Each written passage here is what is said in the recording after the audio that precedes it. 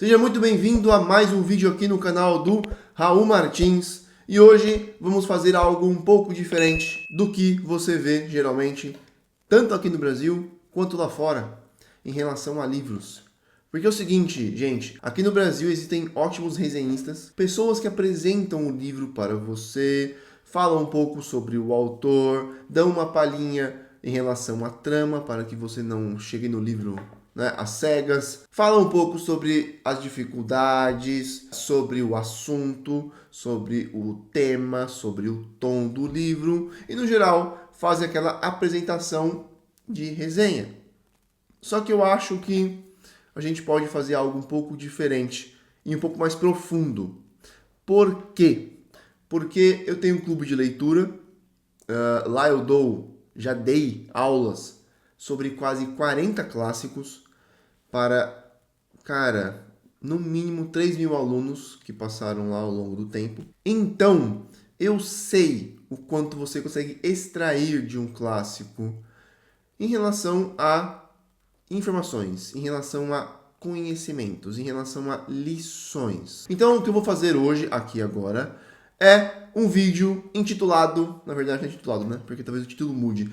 Vai ser um título sobre como ler Crime e Castigo. Como é que você pode abordar a obra e quais são os pontos aos quais você precisa prestar atenção para que você consiga ler o livro do começo até o final, mas também para que você consiga lê-lo com muito mais profundidade. Eu já dei 5 aulas sobre Crime e Castigo no meu clube de leitura e já dei mais 2 aulas adicionais no meu curso Dostoiévski de bolso, que inclusive vai mudar de preço logo logo. Então eu vou deixar o link do curso aqui embaixo para caso você queira ter algo muito mais completo. São quase 10 horas de aulas que vão desde a biografia do autor até 2 aulas, pelo menos, para cada uma das 5 grandes obras de Dostoiévski. Memória do Subsolo, Crime e Castigo, O Idiota, Os Demônios e Os Irmãos Karamazov. Além de mais 2 aulas sobre a cultura russa, o contexto da cultura russa da época. Link aqui embaixo,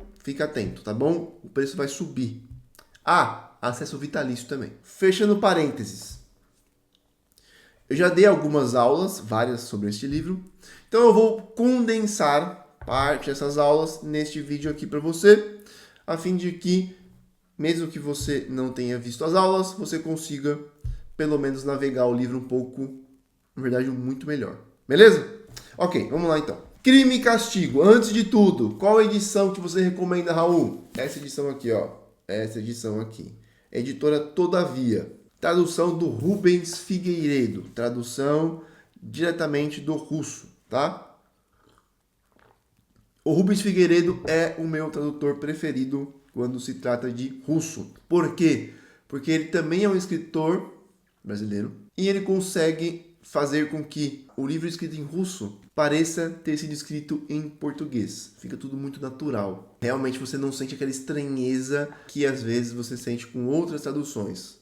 É uma tradução muito fluida e é a tradução mais acessível, inclusive para iniciantes. Por quê? Justamente porque ele faz parecer que o livro foi escrito em português. Crime e Castigo, editora Todavia, tradução Rubens Figueiredo. Outros livros de Dostoiévski foram traduzidos também pelo Rubens Figueiredo, mas com outras editoras. Penguin, por exemplo, Memória do Subsolo e, salvo engano, O Idiota. Aí você pode procurar. Eu vou falar aqui sobre 4 pontos específicos e elaborar cada um deles. Primeiríssimo ponto. Quando você começa Crime e Castigo, Dostoiévski já joga você no meio da ação. Então, primeiro ponto, você cai de paraquedas na história. Dostoiévski não lhe faz uma apresentação, ele não situa o leitor na história, ele joga você, ele dá uma bicuda nas suas costas e joga você naquele mundo caótico, febril, sufocante, paradoxal e tudo mais que você pode imaginar. Então, no começo do livro, nas primeiras 10 páginas, 15 páginas talvez, você vai ficar perdido mesmo, porque essa é a ideia. Por quê? Crime e Castigo começa com um narrador lhe dizendo que um jovem, esmagado pela pobreza e morando num cubículo, andava uma pilha de nervos, já fazia algum tempo. Esse rapaz é loiro, alto, bonito, mas está se vestindo igual um mendigo. ele está com fome há vários dias, não come há pelo menos 2. O que ele fala para si mesmo mal faz sentido. E o narrador também não lhe explica coisa nenhuma. Então ele está com fome, com raiva, com sono, com calor, porque ele está em Petersburgo. Foi uma cidade criada meio que artificialmente pelo imperador, por um antigo imperador, de forma que, quando ficava muito calor, os esgotos não davam conta, subia um fedor horrendo pelo ar inteiro, e os mais ricos, evidentemente, iam para suas casas de veraneio, e os mais pobres ficavam ali, naquele calor, com aquele fedor imundo de fezes, de mijo, com mendigos na rua, bêbados, prostitutas e aquela coisa maravilhosa toda, com a qual quem mora em São Paulo e vai para o centro já está mais ou menos acostumado. Então ele está aqui com fome, com sono, com calor, com raiva. Por que está com raiva? Porque o nosso querido Rodia, que é o sobrenome para Raskolnikov, ele está ao mesmo tempo com medo e com desprezo de uma velha. Que velha é essa? É a velha em cuja kitnet ele mora. Então o Raskolnikov está com raiva porque ele foi obrigado a fugir de uma velha, porque ele não tinha dinheiro para pagar a velha. Mas, pelo outro lado, o Rodia despreza a velha, porque afinal de contas ele é um jovem intelectual, ele é um jovem que estava há pouco tempo conversando e discutindo os rumos intelectuais da Rússia e de toda a Europa, e por que não dizer, de toda a humanidade. Então, como assim um cara daquele estaria com medo da velha? Então ele tenta dizer que não está com medo da velha coisa nenhuma, porque o seu orgulho o atiça a fazer isso, mas ele logo percebe que ele estava com medo sim, ele se contradiz. Então o Rodia também tem essa dinâmica de oscilar entre o ódio, o desprezo e a carência. Porque o Rodia também quer ser admirado. Ele queria o respeito da velha e de outras pessoas, mas não os consegue. Então ele fica eternamente nesse círculo vicioso de desprezo, ódio e carência. Desprezo, ódio e carência. Além disso, eu gravei um vídeo aqui já, aqui no YouTube, falando sobre o nome de Raskolnikov, que é um nome com muito simbolismo. Aqui, você pode depois ver, aqui no YouTube, aqui neste vídeo, eu vou dizer uma coisa básica. O Raskolnikov, parte do nome dele, quer dizer cisão, ou seja, algo que foi dividido. O sentido direto e óbvio para isso é que ao longo do livro, o Rodia está cindido das outras pessoas, ou seja, ele não consegue ligar-se aos outros. Ele não consegue ligar-se aos outros primeiro pelo seu orgulho, depois pelas suas ideias e, mais tarde, pelo assassinato que ele vai cometer. E não, isso não é spoiler. Em Crime e Castigo acontece um assassinato. O mistério aqui não é quem matou quem, é um outro mistério, que é um último ponto deste nosso vídeo. Então o Raskolnikov, ele não consegue se ligar às outras pessoas, ele também não consegue, digamos, ser sincero consigo mesmo. De certa forma, ele está cindido também internamente. Ele não consegue ser honesto a ponto de realmente olhar para si mesmo e confessar que, por exemplo, ele queria o respeito e a admiração alheias. Em vez de ele conseguir dizê-lo, confessá-lo, ele transmuta esse tipo de carência em um desprezo afetado, que é o desprezo de quem tenta, com muito esforço, mostrar que não se importa, mas está na cara que ele se importa. Então, primeiro ponto, você já é jogado de cara nisso. Raskolnikov está com calor, com fome, ele está com pouco dinheiro, maltrapilho, ele está com sono, ele está quase delirando e ele é contraditório. A parte de ele estar quase delirando se dá pelo fato de que Raskolnikov, no começo do livro, está indo em direção à casa de uma outra velha, uma velha agiota, porque ele planeja matá-la. Então ele está em um estado, ele caiu, ele está sofrendo um estado intenso, psicologicamente falando, ok? Outro parêntese. Dostoiévski começa a escrever Crime e Castigo quando estava na Alemanha, sem nenhum dinheiro, porque tinha perdido tudo na jogatina, de novo. Ele também está com fome, Dostoiévski, quando começa a escrever o livro, certo? Inclusive ele sai à rua para fingir que tinha jantado e voltar ao hotel, a fim de que ninguém suspeitasse de que ele não tinha dinheiro nem para comer e, portanto, também não teria para pagar o hotel. Então, esse estado febril, com fome, com raiva, quase delirante, com sono, cansaço, então, esse estado foi o estado em que Dostoiévski estava quando escreveu Crime e Castigo. Então, leia aquilo sabendo que é um retrato muito fiel de alguém assim. Além disso, Dostoiévski também conheceu vários assassinos em seus 10 anos de prisão e depois exílio na Sibéria. E ele conversava com os assassinos para descobrir o que tinha acontecido antes, o que tinha acontecido durante o assassinato e o que tinha acontecido depois, psicologicamente falando, como aquilo os tinha afetado. Então, o retrato psicológico de Raskolnikov é profundamente real, é realista. Então, se você cai de paraquedas no livro e não entende nada, meus parabéns, essa é a ideia, mas pelo menos você agora entende que isso vai chegar em algum lugar. Segundo ponto, Rodia ou Raskolnikov. Rodia é o apelido dele. Os russos gostam de apelido, né? Então é mais fácil de falar. Rodia não é qualquer Zé Ruela de esquina com um machadinho na mão. A motivação do Rodia também era intelectual. Os principais personagens de Dostoiévski, além de serem psicologicamente extremamente complexos e realistas, também são uma forma de Dostoiévski pegar ideias filosóficas, antropológicas, sociais, políticas, ideias abstratas, levá-las às últimas consequências por meio de uma história.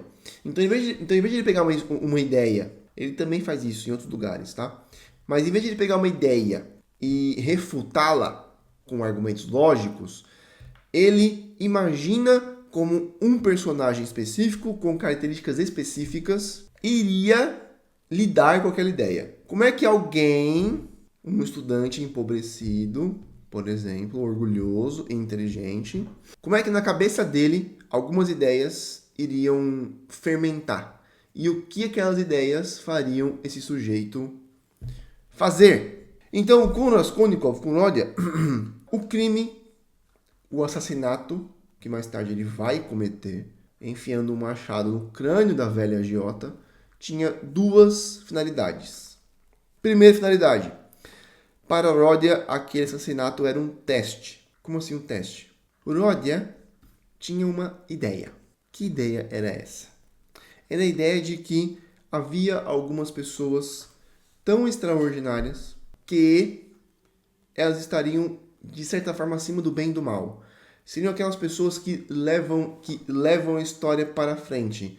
Rodia acreditava numa espécie de progresso histórico, ou seja, a história estava avançando eternamente em direção a algum objetivo. Qual seria o objetivo? Não fica claro, mas estaria avançando. E alguns homens eram eleitos pela natureza, que calculava uma porcentagem de pessoas normais, a esmagadora maioria, e alguns poucos indivíduos que eram absolutamente excepcionais e, portanto, estariam encarregados pela história de levarem a história à frente. Esses sujeitos seriam os extraordinários que estavam acima do bem e do mal, que faziam suas próprias regras e criavam uma nova moral.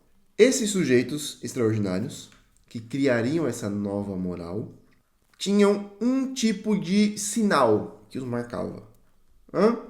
Eles não sentiam culpa, ok? Eles não sentiam culpa moral.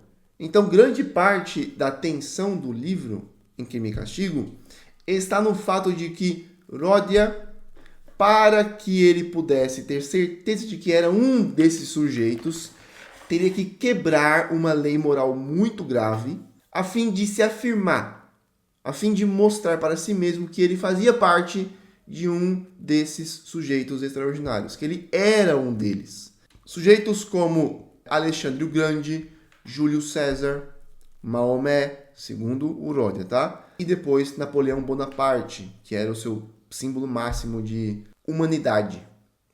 Ou seja, eram sujeitos, especialmente Napoleão Bonaparte, que tinham causado a morte, direta ou indiretamente, de milhões de pessoas.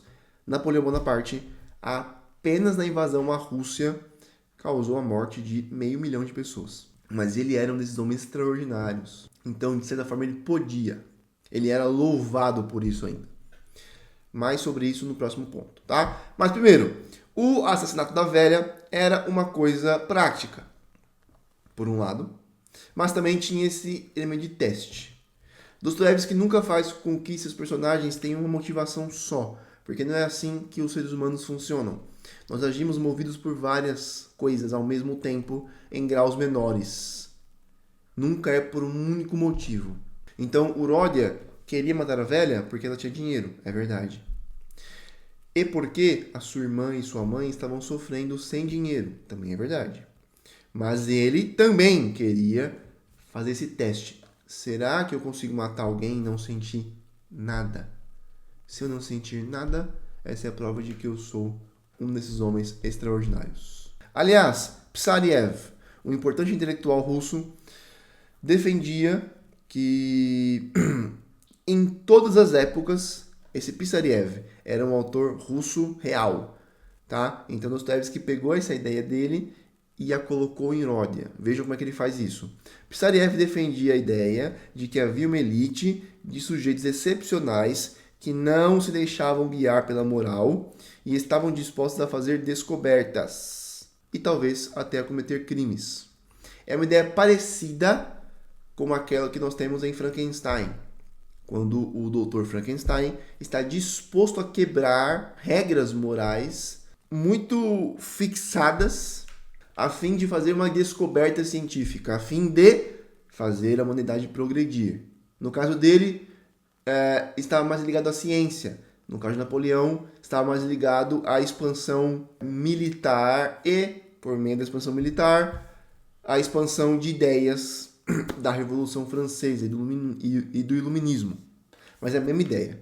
Tá? Então Dostoiévski pega essa ideia, como é que isso aí funcionaria em um jovem empobrecido em São Petersburgo no ano X, com tal e qual história? Funcionaria assim.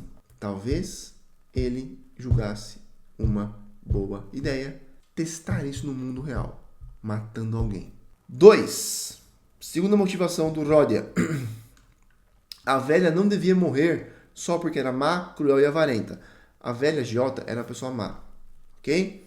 Ela era uma mulher que não cometia um crime, segundo a lei, porém era muito imoral, no sentido de ela não estaria nem um pouquinho, ela não recearia nem 2 segundos para deixar alguém na miséria, a fim de cobrar juros excessivos e ganhar mais dinheiro.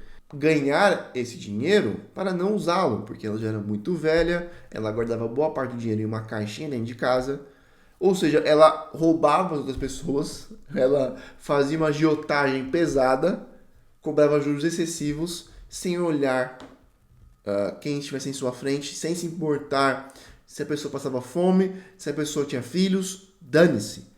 E não gastava o dinheiro. Então é uma pessoa má. Mas então isso entra no cálculo também. Então o Ródia pensa assim, cara, essa velha já está para morrer, essa velha é má, cruel e avarenta. E além disso, ela nem vai usar o dinheiro. Por outro lado, a minha mãe e a minha irmã estão prestes a entrar em uma relação abusiva com um sujeito que tinha dinheiro.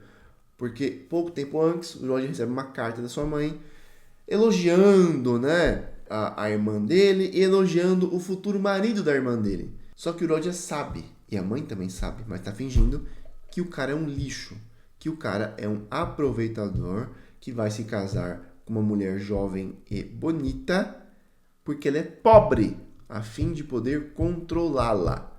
Então Ródia é duplamente humilhado, porque um sujeito que não é intelectual tem o controle sobre a vida da sua mãe e da sua irmã. Então ele precisa de dinheiro. Então fica a pergunta. Uma questão de cálculo. Eu já vou dizer por que cálculo é importante aqui. O que vale mais? Uma velha inútil ou a sua mãe e irmã, sofrendo pela pobreza. Aí tem uma questão importante aqui. Havia uma outra ideia em voga na época. Essa ideia em voga na época era a seguinte. Uma das teorias em voga na época de Dostoiévski, para explicar toda a moralidade humana, porque vejam bem, Ródia está no meio de uma revolução intelectual. Esta revolução intelectual, ela atinge todas as esferas, todas as áreas intelectuais, da filosofia à ciência. A sua principal característica, ou melhor, e a melhor forma de resumi-la, é usando a famosa frase do Nietzsche, Deus está morto. Nietzsche usa essa frase não como uma espécie de ufanismo boboca. Ele usa essa frase como uma espécie de aviso grave e solene. Os valores que até aqui nos tinham guiado, ou seja, os valores cristãos, estavam sendo erodidos, eles estavam sumindo. Algo novo teria de surgir para ficar no lugar dos valores cristãos, morais, antropológicos e filosóficos. Uma das ideias que tinha surgido para colocar-se no lugar da ideia cristã, de dignidade intrínseca do ser humano, era esta aqui, ó. É bom tudo que aumentar o prazer para o maior número de pessoas e diminuir o sofrimento do maior número de pessoas. Essa ideia é o utilitarismo. É moral tudo aquilo que aumentar o prazer para o maior número de pessoas e diminuir o sofrimento do maior número de pessoas. Parece uma ideia bastante simples, razoável e, de certa forma, irrespondível. É moral tudo aquilo que aumentar o prazer e diminuir a dor. Então, toda a moral seria baseada em prazer e dor. O que acontece com Ródia? Acontece que, quando ele vai pensar na velha, ele faz uma espécie de cálculo também. Essa velha aqui causa sofrimento para os outros. Se eu matar uma velha que causa sofrimento para os outros, eu vou aumentar o prazer de mais pessoas. O prazer do Ródia, que teria algum dinheiro para si mesmo, que teria algum dinheiro talvez para voltar a estudar, porque ele foi obrigado a parar de estudar, né? E o prazer da sua mãe e da sua irmã, que eram pessoas boas. Agora note. Como é que você vai argumentar contra o assassinato da velha sem ser obrigado a apelar a alguma dignidade intrínseca do ser humano? Porque se a gente for pensar de forma utilitarista, a velha tinha que morrer mesmo. Não havia argumento moral que pudesse logicamente fazer Raskolnikov pensar, não, tá errado isso aqui. Ródia sente alguma culpa, mas é moral, não é intelectual. Porque a ideia, a cabeça dele estava separada da sua moral. As suas ideias não estavam ligadas mais à sua moral. Daí a sua cisão interna. Ou entendeu até aqui, né? Vou falar como se fosse uma pessoa só. Eu e você, numa aula. Então, o Ródia quer matar a velha porque é um teste, para saber se ele era um homem superior, mas também porque, de certa forma, segundo a sua lógica utilitarista, aquilo seria certo. E a não ser que houvesse uma outra fundamentação moral, a antiga fundamentação moral, com o mandamento absoluto não matarás, então matar a velha seria não só recomendável, seria até certo, né? Seria moral, basicamente. Ele também quer matar a velha por outros motivos, né? Claro, de orgulho, de ressentimento, de desprezo, tudo mais. Mas essas são as partes intelectuais do livro.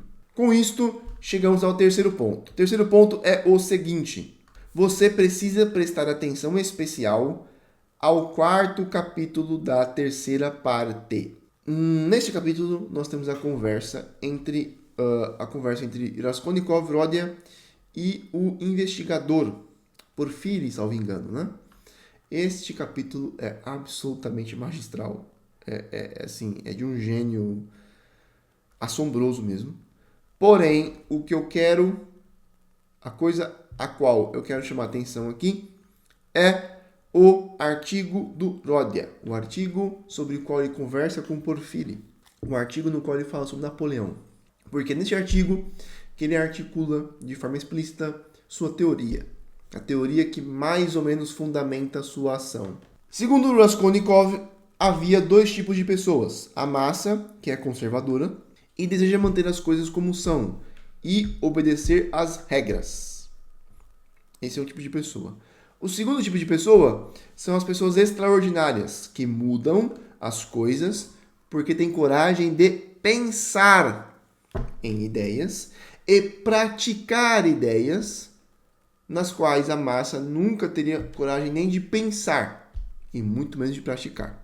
São os grandes da história: Alexandre o Grande, Júlio César, Maomé, Napoleão Bonaparte. Segundo Rodia, esses sujeitos eram grandes não porque tinham descoberto alguma nova verdade inacessível ao resto da humanidade. Eram extraordinários porque tiveram a coragem de pensar em ideias que seriam absurdas para os outros e praticar essas ideias que seriam absurdas aos outros. Napoleão tinha ascendido de uma posição de relativa obscuridade como um oficial menor do exército para a posição de imperador da França, rei da Itália e defensor de defensor segundo ele mesmo, né, de vários outros países em menos de 10 anos. Claro que ao longo de toda essa ascensão, muita gente morreu, né? Muitas traições foram cometidas, muitos conluios foram tramados, muita moral foi quebrada. Mas ele conseguiu, de fato, algo absolutamente extraordinário. De fato, ele era o principal ídolo do Rodia. Ele servia como um delírio de grandeza do Rodia. O teste, portanto, para você saber se você era um extraordinário, foi o que eu falei. Você precisava quebrar uma regra moral muito séria e não se sentir culpado. Agora, uma dica para você. Leia o livro e tente identificar se o Rodia se sente culpado antes de cometer o assassinato já. Isso vai lhe dar uma chave de leitura para o final do livro. Ou seja, preste atenção ao fato de se ele já se sente castigado pelo ato antes mesmo de cometê-lo. Ou seja, os intelectuais que ficavam babando o ovo de Napoleão, dizendo que o sujeito era absolutamente excepcional e estava fazendo a história caminhar, não achavam nada errado ele sacrificar centenas de milhares de pessoas. Então por que cacete alguém poderia achar errado ele matar uma só velha? Agiota, má e cruel ainda. Percebem o problema? O que fundamenta a moral? Se existem sujeitos extraordinários que estão acima do bem e do mal e criam suas próprias regras, parece que a única coisa que o separa de um criminoso que seria preso ou até mesmo executado é o poder. Um sujeito com poder faz o que quer porque tem poder. Um sujeito sem poder não pode quebrar as regras morais. Porque ele é pobre. Porque ele é lascado. Porque ele não tem poder. Porque ele não tem influência. Não tem amigos famosos. Não tem dinheiro. Não tem estética. O que nos leva ao quarto ponto. Quarto e último ponto. O mistério do livro não é quem matou quem. O mistério do livro é por que Rodia matou e o que vai fazer depois daquilo. Até porque o seu cálculo de custo-benefício para matar a velha dá errado. Porque no ato de matar a velha, ele é obrigado a fazer uma outra coisa que não estava nos seus cálculos e não tinha sido racionalmente justificada. Ele é obrigado a fazer uma outra coisa, não vou dizer qual é, você pode ler. E esta outra coisa piora ainda mais sua situação. Porque se antes ele já estava febril, ele já estava mal, ele já tinha que ter feito 1001, ele já tinha que ter se convencido 1001 vezes com argumentos pessimamente racionais. Depois que ele faz essa segunda coisa, a situação piora muito mais. Ele fica muito mais cindido e é a partir daí que de fato começa o mistério e a tensão do livro. A tensão do livro não é dissipada, né? O clímax não é atingido quando descobrem quem é o assassino. Nós sabemos quem é o assassino. O clímax do livro ocorre quando o assassino descobre ele mesmo por que fez o homicídio. Ficou feia essa frase. O clímax do livro acontece quando o próprio assassino descobre por que ele foi o assassino. Quando ele consegue confessar para uma outra pessoa, que vai aparecer mais tarde no livro e que vai ser fundamental para o final do Rodia, para o que vai acontecer no final. Beleza? Dica adicional, bônus aqui, bônus track. Preste atenção às cenas em que Dostoiévski descreve o ambiente. Dostoiévski não descreve o ambiente, a não ser que isso tenha relevância para a cena, para a psicologia do personagem. Então, geralmente, Dostoiévski usa o ambiente físico como uma imagem do estado interno e psicológico dos personagens. Então, se o quartinho é apertado, é abafado, não tem janelas, o teto é baixo, isso tem algo a ver com a psicologia daquele personagem. E parece que, às vezes, o ambiente muda um pouquinho, né? A depender de como o personagem estiver se sentindo. Estas são as informações que foram pescadas em muitos estudos para que você consiga abordar Crime e Castigo muito melhor e com uma vantagem absurda. Eu tentei não dar spoiler sobre o final do livro e também deixei muita coisa de fora porque não tive tempo, ok? Como eu falei, isso aqui é uma palhinha de aulas muito mais completas que eu dei, especialmente no Dostoiévski de bolso. Então, eu vou reforçar aqui para você, o curso Dostoiévski de bolso vai aumentar de preço, logo mais, daqui a uma semana talvez. O acesso é vitalício e são quase 10 horas de aula, se não forem mais de 10 horas de aula, fora os bônus, tá? Vou deixar o link aqui na descrição para você, confira lá, porque este vídeo é uma palhinha apenas de tudo que eu explico lá. Beleza? De qualquer forma, espero que tenha sido útil o vídeo. E caso você tenha gostado disso, deixe nos comentários aqui, porque eu faço mais vídeos desta forma sobre outros livros também, de Dostoiévski e de outros autores. Beleza? É isso. Então, muito obrigado e nos vemos no próximo vídeo. Bye, bye!